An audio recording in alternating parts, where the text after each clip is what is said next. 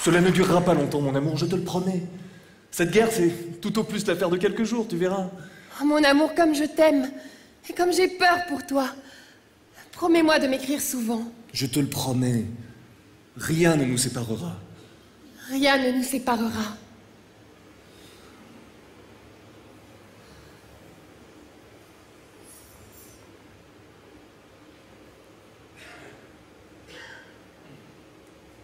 Mon amour, cela fait maintenant 3 ans que je suis parti, et tu me manques toujours autant.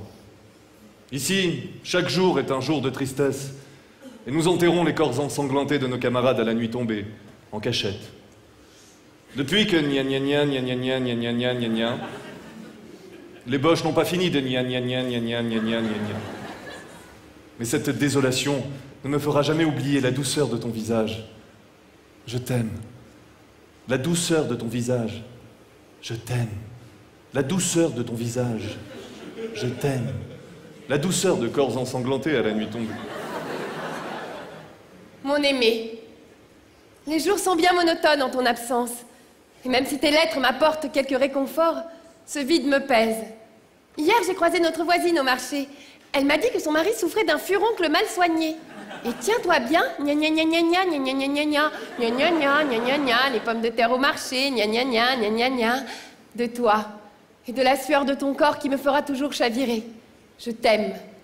Toi, sueur de ton corps, je t'aime. Je t'aime. Je t'aime d'un furoncle mal soigné.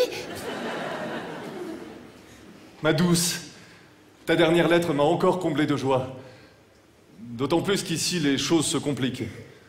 En effet, hier, j'ai voulu récupérer une portion de chicorée qu'un camarade espiègle avait jetée par-dessus la tranchée, et j'ai perdu un bras.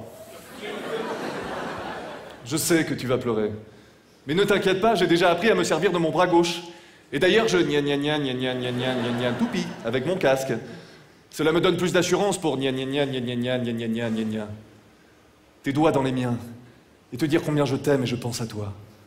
Doigts dans les miens, pense à toi. Doigts dans les miens, pense à toi. Doigts dans les miens, doigts dans les miens, doigts. Mon tendre, ta dernière lettre m'a bouleversée. Je n'ose imaginer la douleur qui doit être la tienne en ce moment. Sache que je suis de tout cœur avec toi. Chaque jour, je vais à l'église afin de porter un cierge pour hâter ton retour. D'ailleurs, monsieur le curé m'a affirmé que gna gna gna gna gna gna gna gna gna gna de la kermesse, gna gna gna, et de ta sœur, gna gna gna gna gna, pas tant de gâteaux que ça finalement. Gna gna gna gna gna gna gna gna, mon corps, toujours plus brûlant dans l'attente de tes caresses, je t'aime. Mon corps, brûlant, caresse, caresse, caresse de monsieur le curé Ah non. qui... Mon ange, ta lettre m'a mis du baume au cœur. J'en avais grand besoin car un autre malheur vient de me frapper.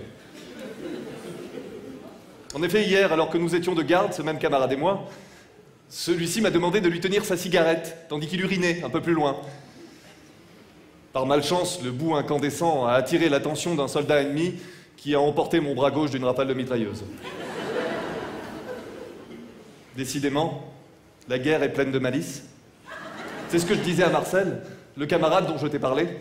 Et lui me répondait que malheureusement les Boches n'ont gna gna gna gna gna gna gna gna gna gna gna. L'impression de caresser ta peau chaque seconde.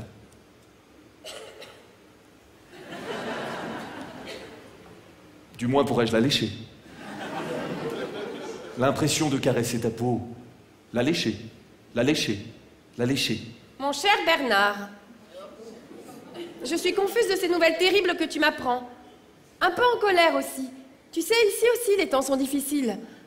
J'ai l'impression que tu ne me parles que de toi et de tes petites étourderies. Tu n'as pas l'air de songer au calvaire que j'endure d'être seule. Comment allons-nous faire maintenant?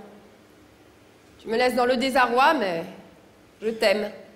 Mon âme, je comprends ton désarroi, mais je me sens impuissant.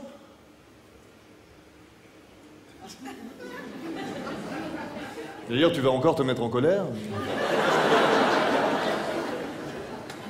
Hier, alors que nous venions d'obtenir une permission, Marcel m'a demandé d'aller chercher ses affaires dans une tranchée proche de la nôtre. Comment aurions-nous pu savoir que le chemin en était miné? j'ai sauté et perdu mes 2 jambes. Ainsi que l'usage de mon appareil génital. Oh non, mais c'est pas vrai. Oui, mais ne t'inquiète pas, je suis d'ores et déjà tiré d'affaire et sous peu, on me démobilisera. J'ai confié à Marcel le soin de te porter cette lettre. Il pourra te donner plus de détails que je ne peux en écrire. Oh, ne lui en veux pas, surtout. Il est tellement gentil.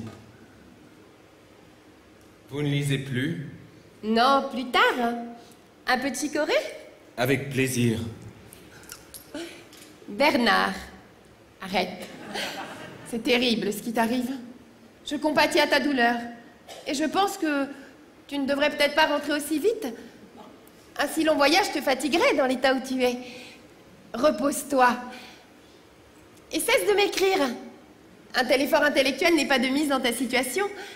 D'autant plus que tu sollicites beaucoup tes camarades qui ont aussi d'autres soucis, tel Marcel. Ton avenue me fait effectivement beaucoup de bien. Il est en effet très gentil. Il te transmet ses amitiés d'ailleurs. Nous pensons fort à toi. Elle a raison, je me fatigue trop.